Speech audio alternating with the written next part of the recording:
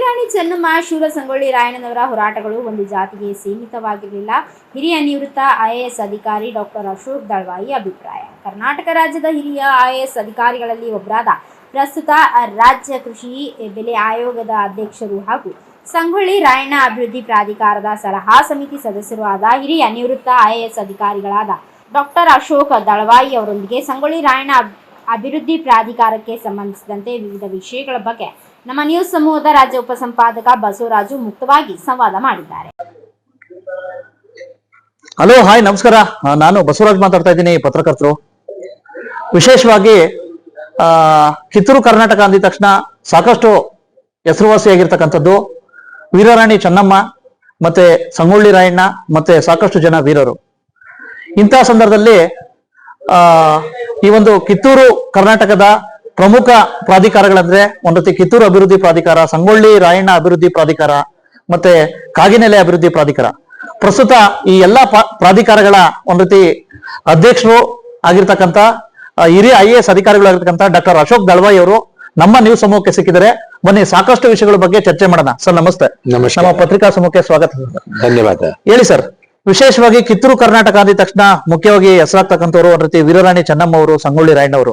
ಪ್ರಸ್ತುತ ತಾವು ಸಂಗೊಳ್ಳಿ ರಾಯಣ್ಣ ಅಭಿವೃದ್ಧಿ ಪ್ರಾಧಿಕಾರದ ಒಂದ್ ರೀತಿ ಸಲಹಾ ಸಮಿತಿ ಇದಾಗಿದ್ದೀರಾ. ಹೇಳಿ ಸರ್, ನಿರೀಕ್ಷೆಗೂ ತಕ್ಕಂತೆ ಸಂಗೊಳ್ಳಿ ರಾಯಣ್ಣ, ವೀರ ಸಂಗೊಳ್ಳಿ ರಾಯಣ್ಣ ಅವರ ಒಂದ್ ರೀತಿ ಪ್ರಾಧಿಕಾರಕ್ಕೆ ಅಭಿವೃದ್ಧಿ ಕೆಲಸಗಳು ಆಗಿದವ? ಧನ್ಯವಾದ. ಮೊದಲನೇದ್ದು ಸ್ವಲ್ಪ ಸ್ಪಷ್ಟೀಕರಣ ಮಾಡ್ಬೇಕು ಅಂತಂದ್ರೆ, ಇದೇನು ಕಿತ್ತೂರು ವಿಭಾಗ ಇದೆ, ಇಲ್ಲಿ ಅನೇಕ ಸಂಸ್ಥೆಗಳಿವೆ, ಪ್ರವಾಸಕ್ಕೆ ಯೋಗ್ಯವಾದಂತ ಸ್ಥಳಗಳಿವೆ.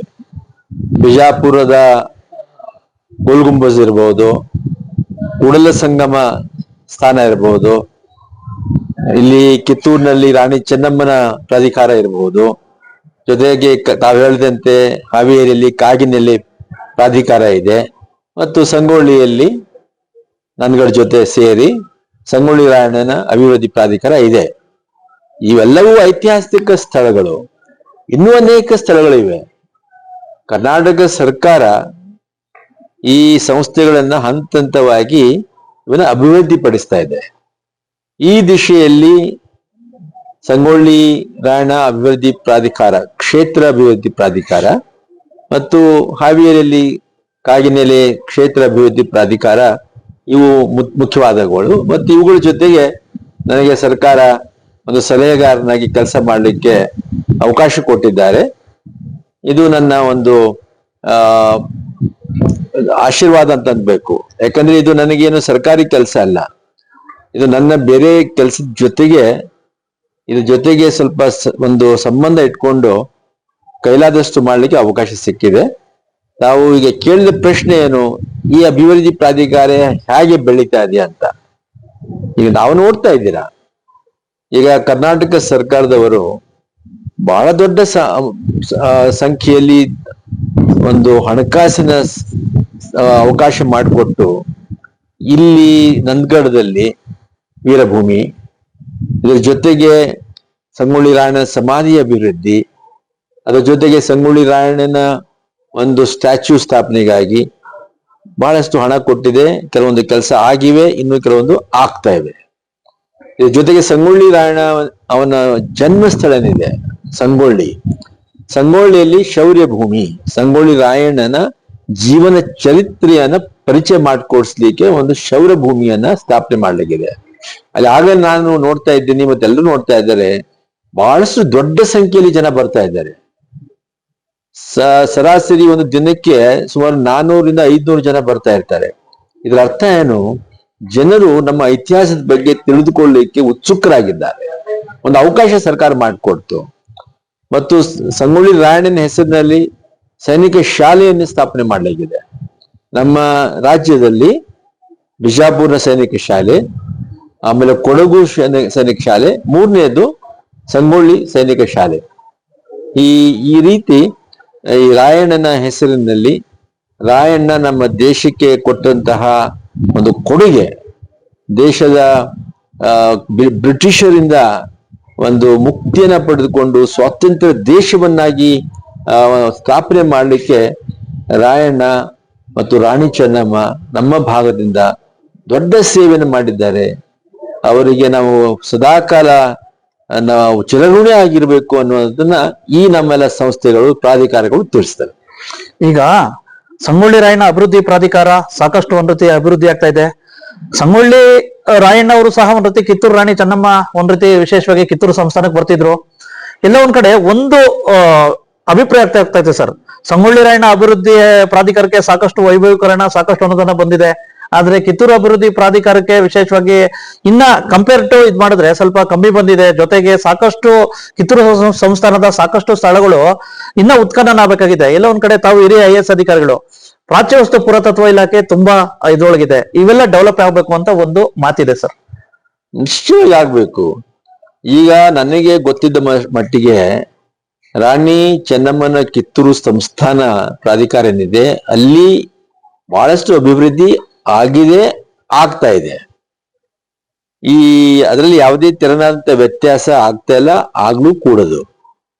ಯಾಕೆಂದ್ರೆ ಮುಖ್ಯವಾಗಿ ರಾಣಿ ಚೆನ್ನಮ್ಮನ ಬಂಟನಾಗಿ ಸಂಗೊಳ್ಳಿ ರಾಯಣ್ಣ ಮತ್ತು ರಾಯಣ್ಣನ ಜೊತೆಗೆ ಇನ್ನೂ ಅನೇಕರು ಬಿಚ್ಚುಗುಪ್ಪಿ ಇವರೆಲ್ಲರೂ ಸೇರ್ಕೊಂಡು ಬ್ರಿಟಿಷ್ ಸರ್ವಾಧಿಕಾರದ ವಿರುದ್ಧ ಹೋರಾಟ ಮಾಡಿದ್ದಾರೆ. ತಾವು ಹೇಳಿದಂತೆ ಇನ್ನೂ ಅನೇಕ ಸ್ಥಳಗಳಿವೆ. ಉದಾಹರಣೆಗೆ ನಾನು ಹೇಳಿದೆ, ಕಾಕತಿ ಇದೆ. ಕಾಕತಿಯಲ್ಲಿ ರಾಣಿ ಚೆನ್ನಮ್ಮನ ಜನ್ಮಸ್ಥಳ, ಅದು ಕೂಡ ಅಷ್ಟೇ ಅಭಿವೃದ್ಧಿ ಆಗ್ಬೇಕು. ಹೊನ್ನೂರು, ಇವೆಲ್ಲ ಏನು ಅಂತಂದ್ರೆ ಇವತ್ತಿನ ನಮ್ಮ ಸಮಾಜಕ್ಕೆ, ನಮ್ಮ ಜನರಿಗೆ, ಪೀಳಿಗೆಗೆ ಹಾಗೆ ಈ ಸಮಾಜ ಹುಟ್ಕೊಂತು. 100 ವರ್ಷಗಳ ಹಿಂದೆ, 200 ವರ್ಷಗಳ ಹಿಂದೆ ನಮ್ಮ ಆಗಿನ ಪೂರ್ವಜರು ತಮ್ಮ ಜೀವನದ ತ್ಯಾಗ ಮಾಡಿದ್ದಾರೆ, ಮುಡುಪಾಗಿಟ್ಟಿದ್ದಾರೆ. ಅದೆಲ್ಲ ನಮಗೂ ಗೊತ್ತಾಗಬೇಕು. ಆವಾಗ ಮಾತ್ರ ನಾವು ಕೂಡ ಹೇಗೆ ನಮ್ಮ ದೇಶ ಅನ್ನೋದು ಇದೆ, ಈ ದೇಶಾಭಿಮಾನ ಹೇಗೆ ನಾವು ಕಾಪಾಡ್ಕೊಂಡು ಹೋಗ್ಲಿಕ್ಕೆ ಸಾಧ್ಯ. ಮುಂದೆ ಮತ್ತೆ ಹಳೆ ಏನು ತೊಂದರೆ ಆಗಿತ್ತು ಆ ನ್ಯೂನ್ಯತೆಗಳು ಮರುಕಳಿಸಬಾರದು. ಅದಕ್ಕೋಸ್ಕರ ಇವುಗಳನ್ನೆಲ್ಲ ಮಾಡ್ತಾ ಇದ್ದೇವೆ. ಇದು ಎಲ್ಲಾ ಕಡೆ ತಾವು ಹೇಳದಂತೆ ಎಲ್ಲೆಲ್ಲಿ ಈ ರೀತಿ ಅವಕಾಶ ಇದೆ ಸರ್ಕಾರ ಮಾಡ್ತಾನೆ ಹೋಗ್ಬೇಕು. ನೋಡಿ, ನಮ್ಮ ದೇಶ 80 ವರ್ಷದಿಂದ ಒಂದು ಸ್ವತಂತ್ರ ದೇಶವಾಗಿದೆ. ಅದಕ್ಕಿಂತ ಮುಂಚೆ ಯಾರೋ ಕೈಲಿ ಇದ್ವಿ, ಆವಾಗ ಬಡತನ ಇತ್ತು. ಈಗ 80 ವರ್ಷಗಳಲ್ಲಿ ದೇಶ ಎಷ್ಟೋ ಅಭಿವೃದ್ಧಿ ಹೊಂದಿದೆ. ನಮ್ಮ ರಾಜ್ಯ ಕೂಡ ಬಹಳಷ್ಟು ಅಭಿವೃದ್ಧಿ ಹೊಂದಿದೆ. ಮೊದಲು ಎಲ್ಲರಿಗೂ ಆಹಾರ ಕೊಡಬೇಕಾಗಿತ್ತು, ಬಟ್ಟೆ ಕೊಡಬೇಕಾಗಿತ್ತು. ಇವತ್ತು ಅವೆಲ್ಲ ಒದಗಿಸಿದ ನಂತರ ಈಗ ಈ ಸಂಸ್ಕೃತಿ, ನಾಗರಿಕತೆ ಇವೆಲ್ಲವುಗಳ ಕಡೆ ಗಮನ ಇವತ್ತು ಹರಿಸ್ತಾ ಇದ್ದಾರೆ. ಹರಿಸುವಂತ ಶಕ್ತಿ ಸಾಮರ್ಥ್ಯ ಇವತ್ತು ಬಂದಿದೆ. ಇದು ಮೊದಲು 1947ರಲ್ಲಿ 50ರಲ್ಲಿ ಇರ್ಲಿಲ್ವಲ್ಲ. ಈಗ ನಾವು ಅದನ್ನ ಮಾಡುವಂತ ಸಾಮರ್ಥ್ಯ ನನ್ನ ಪ್ರಕಾರ ನಮ್ಮ ದೇಶದಲ್ಲಿ, ನಮ್ಮ ರಾಜ್ಯದಲ್ಲಿ ಬಂದಿದೆ ಮತ್ತು ಸರ್ಕಾರಗಳು ಇವನ್ನೆಲ್ಲ ಮಾಡ್ತಾ ಇವೆ. ಕೇವಲ ಇಲ್ಲಿ ಅಷ್ಟೇ ಅಲ್ಲ, ಕರ್ನಾಟಕದ ಎಲ್ಲ ಭಾಗಗಳನ್ನ ನೋಡ್ತಾ ಇದ್ದೇವೆ. ಎಷ್ಟೋ ಪ್ರಕಾರದ ಅಭಿವೃದ್ಧಿ ಆಗ್ತಾ ಇದೆ. ಸಂಸ್ಕೃತಿ ಅನ್ನೋದ್ರ ಬಗ್ಗೆ ಹೆಚ್ಚಿನ ಗಮನ ಹರಿಸ್ತಾ ಇದ್ದಾರೆ. ಈಗ ಆ ಶಕ್ತಿ ನಮ್ಮಲ್ಲಿ ಬಂದಿದೆ. ಈಗ ಬ್ರಿಟಿಷರ ವಿರುದ್ಧ ಹೋರಾಟ ಮಾಡಿದ್ರು, ವಿಶೇಷವಾಗಿ ಪ್ರಥಮ ಸ್ವಾತಂತ್ರ್ಯ ಸಂಗ್ರಾಮಕ್ಕೂ ಮುಂತೆ. ವಿಶೇಷವಾಗಿ ಈಗಿನ ಸಂದರ್ಭದಲ್ಲಿ ಕಿತ್ತೂರು ರಾಣಿ ಚೆನ್ನಮ್ಮ ಅವರು, ಸಂಗೊಳ್ಳಿ ರಾಯಣ್ಣವ್ರದ್ದು ಮಾತ್ರ ಅಭಿವೃದ್ಧಿ ಆಗಿದೆ. ಸಾಕಷ್ಟು ಜನ ಆಯಾ ಸ್ಥಳೀಯ ನಾಯಕರು ಹೇಳ್ತಾ ಇದ್ದಾರೆ. ಈಗ ಅಮಟೂರ್ ಬಾಳಪ್ಪ, ಮತ್ತೆ ಸಾಕಷ್ಟು ಸರ್ದಾರ್ ಗುರುಸಿದ್ದಪ್ಪ, ಹೀಗೆ ಹಲವಾರು ವೀರರಿದ್ದಾರೆ. ಅವಕ್ಕೆಲ್ಲ ಯಾಕೆ ಇದ್ ಮಾಡ್ತಾ ಇಲ್ಲ? ಅವ್ರನ್ನೂ ಸಹ ಒಂದ್ ರೀತಿ ಅವ್ರಿಗೂ ವೀರ ಸ್ಮಾರಕ ಆಗ್ಬೇಕು, ಅವು ಸ್ಥಳಗಳು ಅಭಿವೃದ್ಧಿ ಆಗ್ಬೇಕು ಅಂತ ತಾವು ಹಿರಿಯ IAS ಅಧಿಕಾರಿಗಳು ಏನಾರು ಸಲಹೆ ಕೊಡ್ತೀರಾ ಸರ್ಕಾರಕ್ಕೆ ಏನಾದ್ರು ಮಾಡ್ಲಿಕ್ಕೆ? ನಾನು ಒಪ್ಕೊಳ್ತೀನಿ. ಅದಕ್ಕೋಸ್ಕರ ಇವತ್ತು ಇಲ್ಲಿ ಸಂಗೊಳ್ಳಿ ರಾಯಣ್ಣ ಸಮಾಧಿ ಏನಿದೆ ಅಲ್ಲಿ ಮಾನ್ಯ ಮುಖ್ಯಮಂತ್ರಿಗಳು ಉದ್ಘಾಟನೆಗೆ ಬಂದಾಗ ಹೇಳಿದ್ರು, ಆ ಸ್ಥಳದಲ್ಲಿ ಸಂಗೊಳ್ಳಿ ರಾಯಣ್ಣನ ಜೊತೆಗೆ ಯಾರ್ಯಾರು ಸಂಘಟನೆಗಾಗಿ ಹೋರಾಟ ಅವ್ರ ಸಂಘಟಕರಿದ್ರು, ಅವ್ರ ಜೊತೆ ಸಂಘಟನೆ ಮಾಡುವುದ್ರ ಜೊತೆಗೆ ಹೋರಾಟ ಮಾಡಿದರೆ ಅವ್ರ ಎಲ್ಲರ ಸಮಾಧಿ ಅಲ್ಲಿ ಸ್ಥಾಪನೆ ಆಗ್ಬೇಕು. ಅದನ್ನು ಇವತ್ತು ನಮ್ಮ ಕಾರ್ಯಕ್ರಮದಲ್ಲಿ ಹಾಕೊಂಡಿದ್ದೇವೆ. ಯಾಕಂದ್ರೆ ಇಲ್ಲಿ ವ್ಯತ್ಯಾಸ ಮಾಡುವಂತ ಪ್ರಮೇಯ ಬರಲೇಬಾರದು.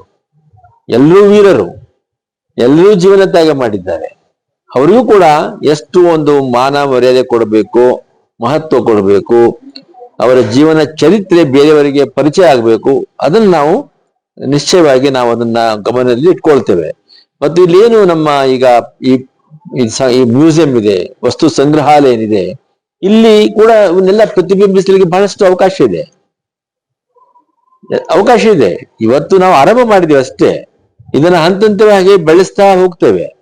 ಹೀಗೆ ಎಲ್ಲೆಲ್ಲಿ ನಾವು ಅಷ್ಟು ಗಮನ ಹರಿಸಿಲ್ಲ ಅದನ್ನ ನಾವು ಕಂಡ್ಕೊಳ್ಳೋಣ. ಅದಕ್ಕೋಸ್ಕರ ಇಲ್ಲಿ ಈ ವಸ್ತು ಸಂಗ್ರಹಾಲಯದಲ್ಲಿ ಒಂದು ಸಂಶೋಧನಾ ಕೇಂದ್ರವನ್ನ ಸ್ಥಾಪನೆ ಮಾಡ್ತಾ ಇದ್ದೀವಿ.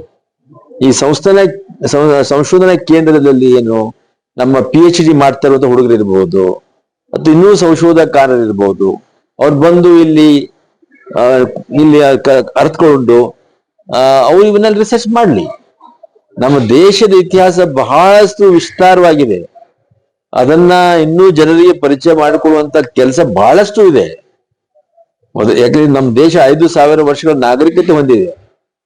ಇದು ನಮ್ಮ ಇಡೀ ಜಗತ್ತಿನಲ್ಲಿ ಒಂದು ಪುರಾತನವಾದಂತ ನಾಗರಿಕತೆ.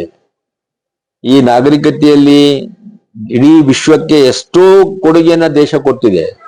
ಅವೆಲ್ಲವೂ ಅನೇಕ ಕಾರಣಗಳಿಂದ ಮರೆಮಾಚಿದ್ವು, ಇವತ್ತು ಎಲ್ಲ ಬೆಳಕಿಗೆ ಬರ್ತಾ ಇವೆ. ನಾವು ಹೇಳುದು ನಿಜ ಇದೆ, ಅದಕ್ಕೆ ನಾನು ಒಪ್ಕೊಳ್ತೀನಿ. ಇದನ್ನ ನಾವು ನಿಶ್ಚಯವಾಗಿ ಅದ್ರ ಬಗ್ಗೆ ಗಮನ ಹರಿಸ್ತೇವೆ. ಕಿತ್ತೂರು ನಾಡಿನ ವೀರರು ಸಂಗೊಳ್ಳಿ ರಾಯಣ್ಣ, ಸಾಕಷ್ಟು ಜನ ವೀರರು ಬ್ರಿಟಿಷರ ವಿರುದ್ಧ ಹೋರಾಡಿದ್ದು ದೇಶದ ಸ್ವಾತಂತ್ರ್ಯಕ್ಕೋಸ್ಕರ. ಕರೆಕ್ಟ್. ಆದ್ರೆ ಈಗಿನ ಪರಿಸ್ಥಿತಿಲಿ ಏನಪ್ಪಾ ಅಂತಂದ್ರೆ ಸಂಗೊಳ್ಳಿ ರಾಯಣ್ಣ ಒಂದು ಸಮುದಾಯಕ್ಕೆ ಮಾತ್ರ ಸೀಮಿತ, ಕಿತ್ತೂರು ರಾಣಿ ಚೆನ್ನಮ್ಮ ಒಂದು ಸಮುದಾಯಕ್ಕೆ ಮಾತ್ರ ಸೀಮಿತ, ಈ ರೀತಿ ಒಂದ್ ರೀತಿ ಇದಾಗ್ತಾ ಇದೆ ಸರ್ ಕಲ್ಪನೆ. ಯಾಕೆ ಸರ್ ಇದು ಹೋಗ್ಲಾಡಿ ದೇಶಕ್ಕೆ ಸೀಮಿತ ಆಗಿದ್ರು, ದೇಶಕ್ಕೋ ಓಡಾಡ್ದವ್ರು ಅಂತಕ್ಕಂತ ಪರಿಕಲ್ಪನೆ ಯಾಕಿಲ್ಲ ಸರ್? ಅದು ಒಂದು ದುರ್ಭಾಗ್ಯ. ನೋಡಿ, ನಾವೆಲ್ಲರೂ ಭಾರತೀಯರು. ಭಾರತದ ಒಂದು ವಿಶಿಷ್ಟತೆ ಅಂತಂದ್ರೆ ಜಗತ್ತಿನಲ್ಲಿ ಇದ್ದಂತ ಎಲ್ಲಾ ಧರ್ಮಗಳು ಇಲ್ಲಿವೆ. ಅನೇಕ ಜಾತಿಗಳಿರ್ಬೋದು, ಆ ಜಾತೀಯತೆ ಹೋಗ್ಬೇಕು. ಅದಕ್ಕೋಸ್ಕರ ಸ್ವತಂತ್ರ ಭಾರತ ತನ್ನದೇ ಆದಂತಹ ಒಂದು ಸಂವಿಧಾನವನ್ನ ಅಳವಡಿಸಿಕೊಂಡಿದೆ. ಸಂವಿಧಾನದಲ್ಲಿ ಜಾತೀಯತೆಗೆ ಯಾವುದೇ ಪ್ರಾಮುಖ್ಯತೆ ಇಲ್ಲ. ಎಲ್ಲರೂ ಸರಿ ಸಮಾನರು, ಎಲ್ಲರಿಗೂ ಸಮಾನವಾದಂತಹ ಹಕ್ಕು ಇದೆ. ಈ ಭಾವನೆ ತಾವೇನು ಹೇಳಿದ್ರಲ್ಲ, ಸಂಕುಚಿತ ಮನೋಭಾವನೆ, ಅದನ್ನ ನಾವು ಹೋಗಲಾಡಿಸ್ಬೇಕು. ಯಾಕಂದ್ರೆ ಅದು ನಮಗೆ ಒಳ್ಳೆಯದು, ದೇಶಕ್ಕೆ ಒಳ್ಳೆಯದು. ಇವರೆಲ್ಲ ವೀರರು, ಅವ್ರ ಮನಸ್ಸಿನಲ್ಲಿ ಈ ಸಂಕುಚಿತ ಭಾವನೆ ಇರಲಿಲ್ಲ. ಅವ್ರು ಯಾರು ತಮ್ಮ ಜಾತಿಗಾಗಿ, ತಮ್ಮ ಹಳ್ಳಿಗಾಗಿ ಕೆಲಸ ಮಾಡಲಿಲ್ಲ, ಸಮಾಜಕ್ಕಾಗಿ ಕೆಲಸ ಮಾಡಿದ್ದಾರೆ. ಇದನ್ನ ಹೋಗ್ಲಾಡಿಸ್ಲಿಕ್ಕೆ ನಾವು ಒಂದು ಹೊಸ ಚಿಂತನೆಯನ್ನ ನಮ್ಮ ಮಕ್ಕಳಲ್ಲಿ, ನಮ್ಮ ಸಮಾಜದಲ್ಲಿ ಬಿತ್ತನೆ ಮಾಡಬೇಕಾಗತ್ತೆ. ಅದು ನಮ್ಮ ಶಾಲೆಗಳಲ್ಲಿ ನಾವು ಅದನ್ನ ತಿಳಿಸ್ಬೇಕಾಗತ್ತೆ. ಅದಕ್ಕೋಸ್ಕರ ನಮ್ಮ ಸಂವಿಧಾನ ಏನ್ ಹೇಳುತ್ತೆ, ಇದು ಭಾರತ ಒಂದು ಸೆಕ್ಯುಲರ್ ರಾಷ್ಟ್ರ. ಸೆಕ್ಯುಲರ್ ಅಂತಂದ್ರೆ ಏನು? ಜಾತ್ಯತೀತ. ಅಂದ್ರೆ ಇಲ್ಲಿ ಬೇರೆ ಬೇರೆ ಧರ್ಮಗಳು ಇರಬಹುದು, ಆದ್ರೆ ಎಲ್ಲರೂ ಸಮಾನರು. ಇಲ್ಲಿ ಜಾತೀಯತೆಗೆ ಯಾವುದೇ ಪ್ರಾಮುಖ್ಯತೆ ಇಲ್ಲ. ಇದು ಬಹಳ ದುರ್ಭಾಗ್ಯ. ನಮ್ಮ ಇಂಥ ಒಂದು ದೇಶಕ್ಕೆ ಹೋರಾಟ ಮಾಡಿದಂತ ರಾಣಿ ಚೆನ್ನಮ್ಮ, ಸಂಗೊಳ್ಳಿ ರಾಯಣ್ಣ, ಇವರೆಲ್ಲರೂ ಮಹಾನುಭಾವರು. ಬಸವಣ್ಣ, ಇಂಥ ಅನೇಕ ಮಹಾನುಭಾವರು ನಮ್ಮ ರಾಜ್ಯದಲ್ಲಿ ಹುಟ್ಟಿ ಈ ಕೊಡುಗೆ ಕೊಟ್ಟಿದ್ದಾರೆ. ಆ ಎಲ್ಲಾ ಸಂಕುಚಿತ ಭಾವನೆಗಳು ಹೋಗ್ಲಿ ಅನ್ನೋ ಚಿಂತನೆಯಿಂದ ಕೆಲಸ ಮಾಡಿದ್ದಾರೆ. ಅದನ್ನು ನಾವು ಅರ್ಥಕೊಳ್ಬೇಕು. ಅದು ಹೇಗೆ ಸಾಧ್ಯ ಆಗುತ್ತೆ? ನಿಶ್ಚಯವಾಗಿ ನಮ್ಮ ಜನ ಶಿಕ್ಷಿತ ಆದಂತೆ, ನನ್ನ ಪ್ರಕಾರ ಅಂತರ್ಜಾತಿ ವಿವಾಹಗಳು ಜಾಸ್ತಿ ಆದಂತೆ ಎಲ್ಲಾ ಭಾವನೆಗಳು ಹೋಗ್ಬಿಡ್ತವೆ. ಹೋಗ್ಬೇಕು. ಆವಾಗ ಇದು ಭಾರತ ಮಾತೆಗೆ ನಿಜವಾದಂತಹ ಭಕ್ತಿ, ಶ್ರದ್ಧೆ ನಮ್ಮಿಂದ ಕೊಟ್ಟಂತೆ ಆಗುತ್ತೆ. ಮುಂದೆ ಆಗ್ಲಿ ಅಂತ ನೀವೆಲ್ಲ ಚಿಂತಿಸೋಣ, ಆ ದಿಶೆಯಲ್ಲಿ ಕೆಲಸ ಮಾಡೋಣ. ಈಗ ಇನ್ನೊಂದು ಸರ್, ಈಗ ಎಲ್ಲೋ ಒಂದು ಚಿನ್ನ ಸಿಕ್ತು ಅಂತ ಹೇಳ್ಬಿಟ್ಟು ಉತ್ಖನನ ಆಯ್ತು, ಉತ್ಖನನ ಗದಗಲ್ಲಿ. ಹೌದು, ಇಲ್ಲಿ ಸಾಕಷ್ಟು ಇನ್ನ ಉತ್ಖನನ ಆಗ್ಬೇಕಾಗಿದೆ ಕಿತ್ತೂರು ಇದರಲ್ಲಿ, ಮತ್ತೆ ವಿಶೇಷ ಸಂಗೊಳ್ಳಿ ರಾಯಣ್ಣ ಓಡಾಡಿತಕ್ಕಂಥ ಸ್ಥಳಗಳಲ್ಲಿ. ಈಗ ಫಾರ್ ಎಕ್ಸಾಂಪಲ್ ಇಲ್ಲೇ ತಗೊಳ್ಳಿ ಸರ್, ಇಲ್ಲಿ ಅಭಿವೃದ್ಧಿ ಪಡಿಸಿದೆ ಸಂಗೊಳ್ಳಿ ರಾಯಣ್ಣ. ಇದೇ ಸಂಗೊಳ್ಳಿ ರಾಯಣ್ಣ ಅವರು ದೂರದ 7 ಕಿಲೋಮೀಟರ್ ದೂರದಲ್ಲಿ ಒಂದು ದುರ್ಗಾಡಿ ಕೋಟೆ ಇದೆ ಸರ್ ಇಲ್ಲಿ ಹಿಂದೆಗಡೆ. ಅಲ್ಲಿ ಹೋಗಿ ಎಲ್ಲರಿಗೂ ಸಹ ಬ್ರಿಟಿಷರ ಹೋರಾಟ ಮಾಡೋದಕ್ಕೆ ಟ್ರೈನಿಂಗ್ ಕೊಡ್ತಾ ಇದ್ರು. ಅದು ಇವತ್ತು ಸಹ ಪಾಳ್ಬಿದ್ದಿದೆ, ಬೆಟ್ಟದಲ್ಲಿದೆ. ಹಾಗಾಗಿ ಇವನ್ನೆಲ್ಲ ಉತ್ಖನನ ಮಾಡ್ಲಿಕ್ಕೆ ನಿಮ್ಮಂತಹ ಅಧಿಕಾರಿಗಳ ಅವಶ್ಯಕತೆ ಇದೆ ಸರ್. ಇಲ್ಲ, ಇದು ಏನು ಪ್ರಾಧಿಕಾರ ಆಗಿದೆಯಲ್ಲ, ಹಾ ಸರ್, ಈ ಪ್ರಾಧಿಕಾರ ಒಂದು ಆರಂಭ ಸಂಶೋಧನಾ ಹಾಂ ಸರ್. ಇದು ಆರಂಭ ಆಯ್ತು ಈಗ ಅಷ್ಟೇ. ಹಾಂ ಸರ್. ಹಂತ ಹಂತವಾಗಿ ನನ್ನ ಪ್ರಕಾರ ನಿಶ್ಚಯವಾಗಿ ಹಾಂ ಸರ್. ಇಲ್ಲಿ ಹೊಸ ಹೊಸ ಸಂಶೋಧಕರು ಬರ್ತಾರೆ, ಹಂತ ಹಂತವಾಗಿ ಎಲ್ಲ ಆಗುತ್ತೆ. ಈಗ ನೋಡಿ ಹಂಪಿ ಉದಾಹರಣೆಗೆ ಹಾಂ ಸರ್. ಪಾಳ್ ಬಿದ್ದಿತ್ತಲ್ವಾ, ಕಳೆದ ಎಷ್ಟೋ ದಶಕಗಳಲ್ಲಿ ನಿಧಾನವಾಗಿ ಉತ್ಖನ ಆಗಿದೆ, ಅದರ ಬಗ್ಗೆ ಸಂಶೋಧನೆ ಆಗಿದೆ, ಜನ ತಿಳ್ಕೊಳ್ಳಿಕ್ಕೆ ಆರಂಭ ಮಾಡಿದ್ದಾರೆ. ನಮ್ಮ ದೇಶದಲ್ಲಿ ಇನ್ನೂ ಬಹಳಷ್ಟಿದೆ. ಏನು ಮೊದಲು ಆಹಾರ ಅಲ್ವಾ, ಬಟ್ಟೆ, ಬಡತನ ಇತ್ತು ನಮ್ಮ ದೇಶದಲ್ಲಿ. ಯಾಕಂದ್ರೆ ನಾವು ಬ್ರಿಟಿಷರ ಕೈಯಲ್ಲಿ ಸಿಕ್ಕಾಕೊಂಡಿದ್ವಿ. ಸ್ವಾತಂತ್ರ್ಯಕ್ಕಾಗಿ ಹೋರಾಟ ಮಾಡಿದ್ರು, ಮಹಾತ್ಮ ಗಾಂಧೀಜಿಯವರ ನೇತೃತ್ವದಲ್ಲಿ ಸ್ವಾತಂತ್ರ್ಯ ಹೋರಾಟ ಆಯಿತು.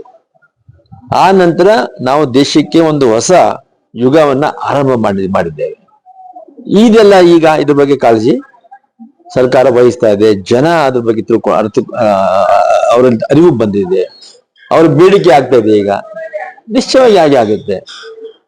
ಎಲ್ಲಿ ನೀವು ಉತ್ಖನನ ಮಾಡಿದ್ರು ಕೂಡ ಏನೋ ಒಂದು ಸಿಕ್ಕೇ ಬಿಡುತ್ತೆ ನಮ್ಮ ದೇಶದಲ್ಲಿ. ಅಂತ ಒಂದು ವಿಶಿಷ್ಟವಾದಂತಹ ದೇಶ. ನಾನು ಹೇಳಿ 5,000 ವರ್ಷಗಳ ಹಿಂದೆ ಇಂಡಸ್ ವ್ಯಾಲಿ ಸಿವಿಲೈಸೇಷನ್ ಆರಂಭ ಆಯಿತು.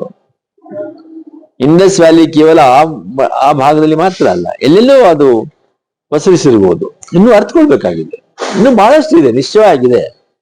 ಅದಕ್ಕೆ ಈಗ ಯಾವಾಗ ನಮ್ಮ ಆಹಾರ ಬಟ್ಟೆ ಎಲ್ಲರಿಗೂ ಸಿಕ್ತು, ಮುಂದಿನ ಕೆಲಸ ಏನು?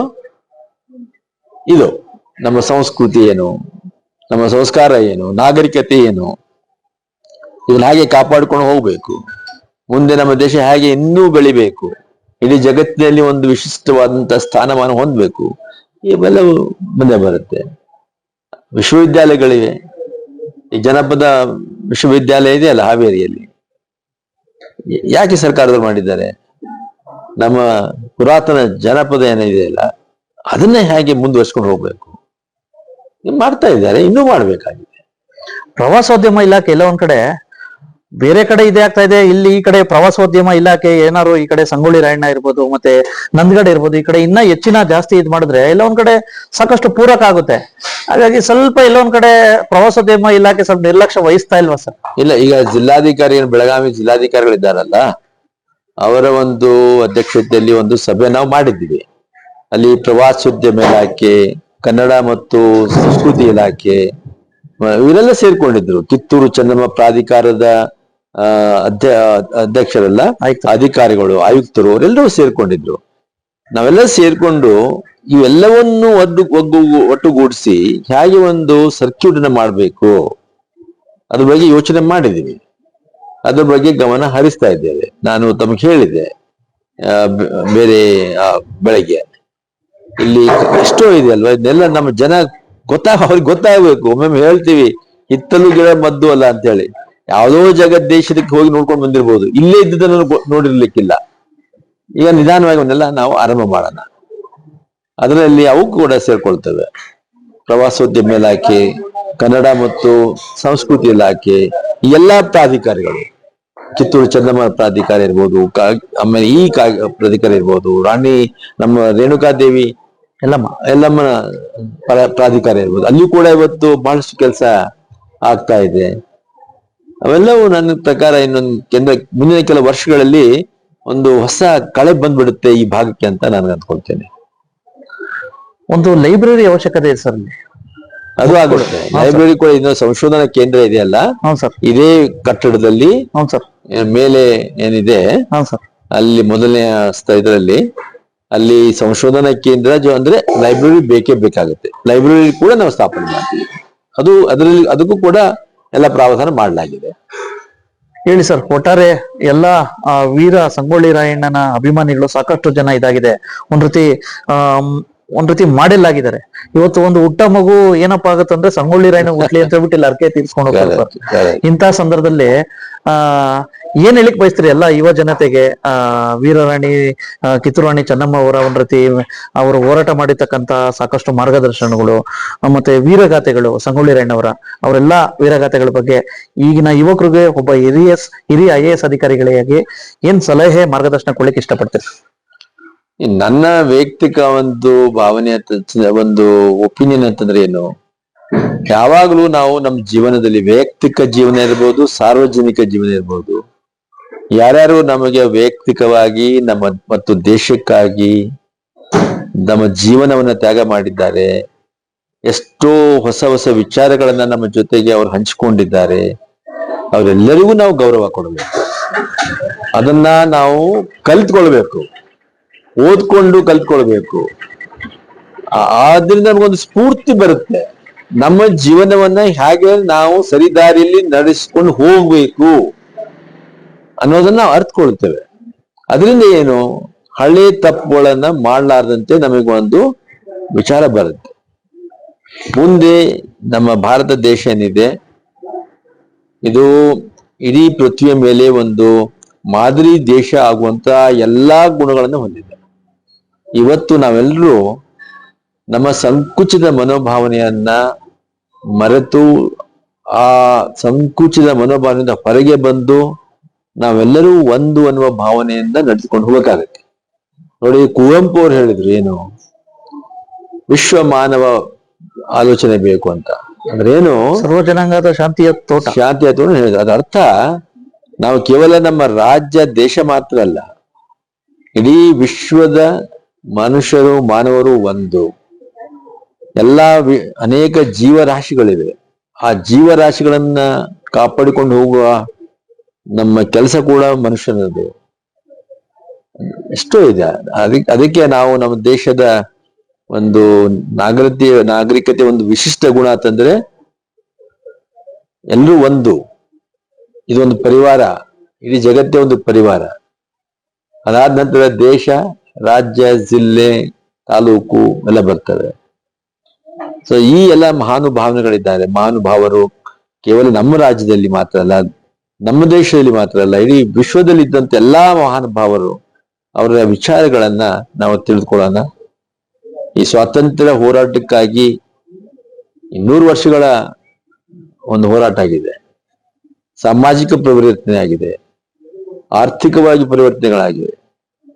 ಕೊನೆಗೆ ಏನು, ಮಹಾತ್ಮ ಗಾಂಧೀಜಿಯವರು 1915ರಿಂದ ನೇತೃತ್ವ ವಹಿಸಿಕೊಂಡು ಎಲ್ಲಾ ಜನರನ್ನ ಒಂದುಗೂಡಿಸಿ ಅವರಲ್ಲಿ ಒಂದು ಹೊಸ ಚಿಂತನೆಯನ್ನ ತುಂಬಿ, ಹೋರಾಟ ಮನೋಭಾವನೆಯನ್ನ ತುಂಬಿ, ಬ್ರಿಟಿಷರ ವಿರುದ್ಧ ನಾವು ಯಶಸ್ವಿಯಾಗಿ ಹೋರಾಟ ಮಾಡಲಿಕ್ಕೆ ಸಾಧ್ಯ ಅನ್ನೋ ಒಂದು ಹೊಸ ಚಿಂತನೆಯನ್ನ ಅವ್ರಿಗೆ ಕೊಟ್ಟು, ಅದಕ್ಕಾಗಿ ನಾವು ಸ್ವಾತಂತ್ರ್ಯರಾಗಿದ್ದೇವೆ.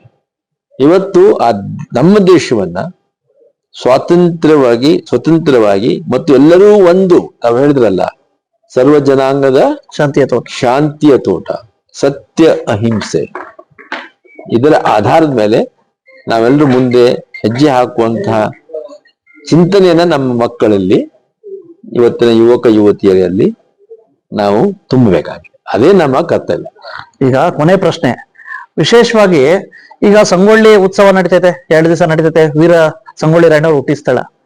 ಕಿತ್ತೂರು ಉತ್ಸವ ನಡೀತೈತೆ, ಕಿತ್ತೂರಲ್ಲಿ ನಡೀತೈತೆ. ಇಲ್ಲಿ ಶೌರ್ಯ ಸ್ಥಳ, ಹುತಾತ್ಮ ಸ್ಥಳ. ಒಂದು ಈ ಕಡೆ ಭಾಗದ, ವಿಶೇಷವಾಗಿ ಈ ಕಡೆ ಭಾಗದ ಜನತೆ ಇದೆ.